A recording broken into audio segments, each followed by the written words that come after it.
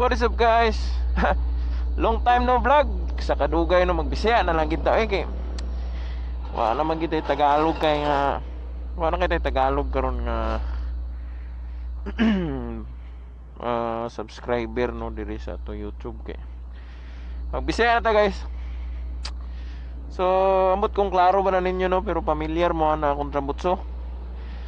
So mauna ang sample ni Yorme Isko sa iyang kapag announce sa city ordinance nila sa Maynila. So regarding na guys, dili lang pud na sa Maynila ang ilang gipa-implement no, kay recently nagrigodon pod ang LTO sa hanay sa ilahang mga regional heads, and together with that nisamot og ka-istrikto ang mga LTO nga galamay no, or ilang mga sama sa HPG mga motos siya. So ang issue ana guys karon is ang decibel gid no. So regarding atong nga video to kung gipasabot ganina nga gisampulan ni Isko is pareha gid abi niya urig no. So ang ingon la dito 200,000 daw, pero dili ni 200,000 na katong iyang ipakita guys. Same ra to sa kuwap nga Lazada Racing or ahaton nila napalit nga online no. Oo, barato ra to siya, dili kiningon nga barato pero mahal sa mga baratohon. So kaning muffler guys will range up na 8K to 12K ang presyo, depende sa sale karon sa aha nimo gipalit nga supplier. Kung grabe gid kapiki, grabe mabot og down up to 7,000 no. So regarding ang ako ni 8,000 ni pagpalit ang ako and mabot po og 12 to 15,000 ang max aning murag premium copy. Butang na to premium copy no. So kaning kuan guys is ako na ning gitry sa mga kong previous nga vlog no. So ang ato bayang limit sa karon sa LTO, regardless sa CC, regardless sa kuan, regardless sa motor, is 99 decibel gyud. National standard decibel is 99. Mo ginaang law no. So wala gi exempted gid ana sa big bike. That is a violations na po ng ating ordinansa.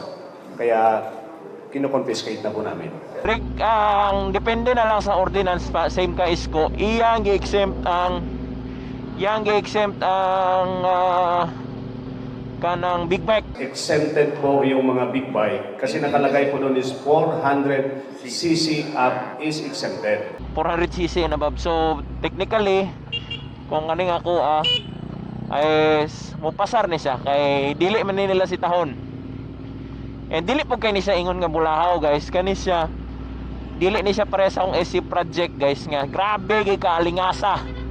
The call and request of our people na maging mapayapa at wag magulo ang gabi. So kani siya medyo buo ni siya tingog and dili gid siya bulahaw. So kung dili nimo ni full throttle or imong i-redline, okay ra ni siya, di ba? Muna diri guys, muna ang issue ana karon. Dili ra gid kayo nga nakasakit sa ears no. Usahay pa gani lami siya paminahon, labi na kung naka mic lang ka no. Ngani kay di man niya bugubaon ang input sa mic. No, dili niya pasagon no, kay dili man kay nga nakakusog kayo. Busy lang siya guys, pero dili siya nga nakalagting tingog no. Kay kumpara nimo ni guys, ang mulahos gid ni siya gyapon og 99. Ang akong pag-read ani sa akong previous vlog, tanawa lang ninyo dito. Nilahos ni siya og mga 102, 101 decibel no. Sa idol pa lang ganito, wala pag i-rev. So how much more kung i-rev no. Kung i-rev guys, i-rev pa manggod na siya sa enforcer up to 5 up to 3K. So musaka gid lahos gid siya 99 decibel. And foul na gina siya. Pero katong SC project or katong mga small cans guys, samot gito siya. Sa ako ang SC project is akong i-base nimo sa ako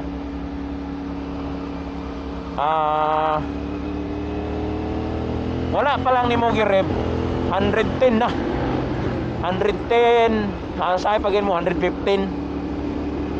Mo na siya guys nga grabe ginaka-foul tong SC project nako. So kani siya okay ra ni siya. Depende na siya sa unsa ka stricto ang lugar. Mo na nga atong issue karon nagbalik na gid ko og kuan kay aside guys. Alingas-an na pug ko kayo mag-SC project kay ikaw magud mismo rider mabungol.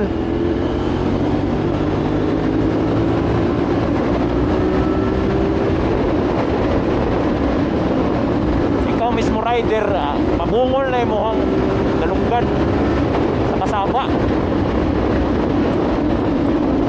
Pre pakusog ko. Okay ra sa ako pero katong SC project na ko dito madaoy. Grabe gito kasaba.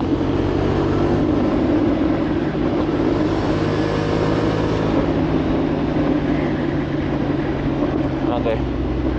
Mura to siya guys atong issue. Tanaw ang video again, di ba? Katong kang isko ako ipakita ha. Sige guys, bye-bye.